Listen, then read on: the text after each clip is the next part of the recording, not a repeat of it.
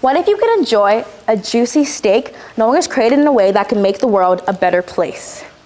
Imagine a future where we can meet our food needs while still supporting farmers, protecting our environment, and ensuring animal welfare. Well, this future is here, currently, with lab-grown meat. Hi, my name is Ibun, and this is my partner, Harjo. And today we're going to talk about the implications of lab-grown meat here in Arizona. Perfect. Let's take a look at today's executive summary. The ethical principle that we'll be following is the principle of least harm, where we actively choose actions which bring about the least amount of harm to all parties involved. As the FDA has approved lab-grown meat safe for human consumption, we will further support the production and sale of lab-grown meat after looking at the ethical considerations of consumer health and animal welfare, environmental impacts on farmers, and some ethical considerations. Ultimately, we will be concluding today that lab-grown meat brings upon the least amount of harm compared to traditional meats, and therefore it should be given an opportunity on the free market. Lab-grown meat gives us a faster, cleaner way to meet our demands for meat. It takes 2 years to raise a cow for food, 9 months for pigs, 2 months for chickens. But we can get from sows to a juicy steak in just 2 weeks with less resources. This means that we can meet our food demand in less time and a fraction of what it takes to grow meat in traditional methods.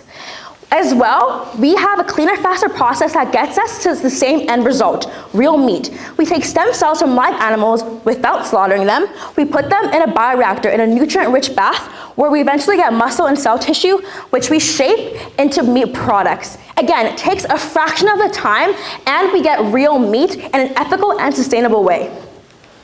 Looking at 4 of the main key stakeholders here, we've identified that consumers, the people who buy these products, and traditional farmers to be the most important key stakeholders here, as they have the most power and interest in the lab-grown meat business. Consumers are important here because the decisions we make about the lab-grown meat business will directly impact their health, and farmers are important here because the lab-grown meat business affects their livelihood and incomes directly as well. So coming back to the least harm principle here, this is the principle where we choose actions that bring about the least amount of harm into the world. And this is the most practical framework for a business setting, because in any business, there will be some degree of harm that we put out into the world. It's unreasonable to ask to do absolutely zero harm to the world. But what we can do is look for new ways of doing business where we reduce our negative impacts on the world. And with this, we can create shared value where we can still pursue our economic and daily interests, but also reduce our negative impacts on others involved. Let's see how we can do this with the protein in our diets. So currently with traditional meat, we can see traditional meat is prone to diseases such as the avian and swine flu, and also sometimes has use of antibiotics, which can negatively affect consumers by introducing antibiotic-resistant infections. Also, approximately 50 million Americans suffer from foodborne illnesses every single year, which also causes approximately 3,000 unfortunate deaths. So we're forced to ask ourselves, is this the best that America can do? Let's take a look at lab-grown meat. We'll be taking a look at 4 major points here. The first one being the approval from the FDA, meaning lab-grown meat has gone through rigorous testing processes to ensure that it is safe for human consumption. And therefore, there are also no cancerous links between lab-grown meat and cancer, And the FDA would not be approving such a product if there were cancerous links. Numerous studies have also confirmed that this myth has been debunked. And looking at the controlled environment in which lab-grown meat is produced, there is much less opportunity for lab-grown meat to meet harmful contaminants and pathogens, such as slaughterhouses with traditional meat. But however, it's not possible to say that lab-grown meat, just as any other product, is 100% contamination free. That's why we emphasize the need to prioritize hazard analysis and critical control points during this food production process to ensure lab-grown meat companies are producing the most clean product possible. And with that being said, we can easily see that lab-grown meat produces the least amount of harm compared to traditional meats, which are more prone to disease and other contaminants, making it the most ethical way forward. 70 billion animals are slaughtered for food every year, and they're living in some deplorable conditions. For generations, we've come to accept that meat slaughter is a necessity for meat. But lab-grown meat provides a path forward, a solution where animals don't have to suffer for us to get the meat that we want. It's important to remember that animals are sentient beings. They feel fear, pain, and stress just like we do. Yet millions of them are forced to live in overcrowded, unnatural environments where they meet a violent death. Lab-grown meat gives us the choice to choose kindness over cruelty while still meeting our demand for meat. It is clear that over traditional lab meat production, lab-grown meat provides the least amount of harm to animals and is the most ethical and sustainable way to meet our growing meat demand. And next, we'll be taking a look at the environment and lab-grown meat. First off, looking at the water usage, lab-grown meat has the potential to use up to 96% less water compared to traditional meats, which is a huge win for the environment. Same thing goes for deforestation, where at the maximum, lab-grown meat has the opportunity to use up to 99% less land compared to traditional meats. As for emissions here, cattle are a major cause of the methane emission, and in a future where we would need to breed much less cattle for slaughter, methane emissions will be seen coming down significantly. Looking at energy though, currently lab-grown meat uses a lot of energy for production, but that is the state currently, and lab-grown meat is not available for large-scale production or scale today. The technologies can and will improve if we give them the opportunity to. And with that, we can easily see that for the environment, again, lab-grown meat has much less harm compared to traditional meat. And let's take a look at how we can mitigate some of the energy usage as well. Our organization proposes a partnership with Arizona renewable energy sector. We believe that this will help make the lab-grown meat process more sustainable. Currently, 17% of Arizona's electricity comes from renewable sources, and there are solar panels all over the state. By leveraging renewable energy, we can not only reduce the carbon footprint of the lab-grown meat process, but we can also create high-skilled jobs in agri-tech and renewable energy sectors. Salt Agritech is an example of how this can work in the real life. They're a lab-grown meat company based in Malaysia that uses solely solar energy to power their bioreactors. And we believe that we could do that here in sunny Arizona.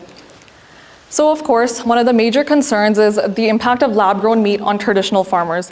Traditional farmers are concerned for their livelihoods and incomes in the future. However, we'd like to note that there is an excellent opportunity for farmers to collaborate with lab-grown meat companies in the initial stages of this cell extraction, where farmers can provide the animals and the cell extraction, and the lab-grown meats can also pay for this process. This is an excellent opportunity for farmers to generate new revenue streams which have never existed before, and also stay active within this evolving food industry.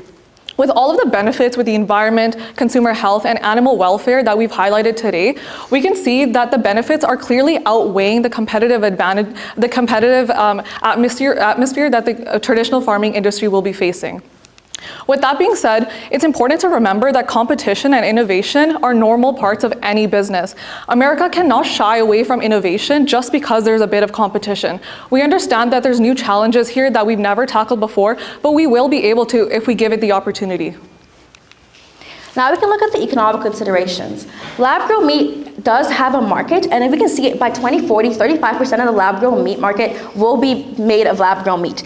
As well, as technology and information persists, by 2030 we can see the price of lab-grown meat dropping so that it can be accessible to the average consumer. As well, it helps create jobs, once again, we've said before. Looking at legal considerations, the USDA and FDA have jointly approved the sale and consumption of lab-grown meat. However, there are certain states like Florida and Alabama that have banned lab-grown meat entirely, and in Arizona we see similar situations with our House bills. We do not support these efforts whatsoever. We believe that they don't only stifle innovation, but they also reduce the choice for consumers. With conscious purchasing on the rise, we have to ask ourselves, why should Arizona's government prohibit consumer choice in the free market? We have an ethical responsibility to protect American liberty. Why should these consumer rights be infringed because of involvement within the free market? And with lab-grown meat being banned or constrained, Arizona's government would actually be putting more harm out into the world, because you'd have to be ignoring all of the environmental benefits and the consumer health benefits and the animal welfare benefits that lab-grown meat will bring about. And therefore, should Arizona really be intervening into the free market just because of the interests of its favorite players, the farmers? Lab-grown meat isn't just a product. It's a revolution of how we think about our food, sustainable practices, and our environment. It is the answer for so many of our growing concerns about the environment and the ethical impacts of growing meat for our use. We believe that lab-grown meat is the future, and so we ask Arizona, are you going to choose to cling to the past, or are you going to embrace innovation and growth? We believe lab-grown meat is it, and we fully support it. Thank you.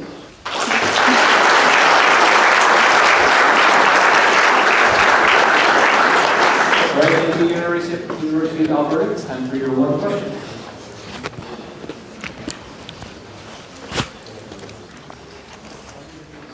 Should lab-grown meat be developed and scaled up if the long-term consequences on public health and the environment remain uncertain? As of today, the research shows that in consumer health and for the environment, lab-grown meat is actually beneficial compared to traditional meat. And we've seen it's the most ethical way forward because there's much less harm put out into the world. And therefore, lab-grown meat should be pursued as a large-scale operation because it's a viable option for the free market, and consumers should have the option if they choose to buy so.